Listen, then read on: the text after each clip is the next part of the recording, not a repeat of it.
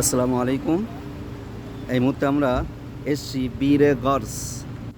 বীরে গর্স এই কূপের দরজা এই মুহূর্তে এখানে বন্ধ করে রেখেছে, ভিতরে প্রবেশ করতে দিচ্ছে না। আমরা আপনাদেরকে দেখাবো একটু সাইড দিয়েই বীরে গর্সটা কি। এর ফজিলত আমি দেখাতে দেখাতেই বলবো। বীরে গর্স এর আর একটা নাম হলো বীরে শিফা। একটা নাম বীরে গর্স বললাম, আর একটা নাম হলো বীরে শিফা। এই কুয়ার পানি পান করলে, সুস্থতার নিয়তে পান করলে আল্লাহ পাক রব্বুল আলামিন তাদেরকে সুস্থতা দিয়ে থাকেন।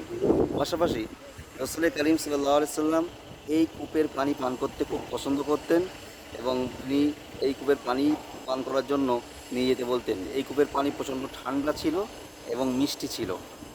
আর সাথে সাথে রসুল ওসিয়াত করেছিলেন যে আমার ইন্তেকালের পরে তোমরা বীরে গর্সের পানি দিয়ে আমাকে গোসল দেবে। এই সেই কূপ আপনাদেরকে দেখাচ্ছি। এটা মদিনাতে অবস্থিত। এই পাশে দেখেন খেজুর বাগান আছে, বড় খেজুর বাগান। খেজুর বাগানের পাশেই এই যে বীরে গর্স অবস্থিত।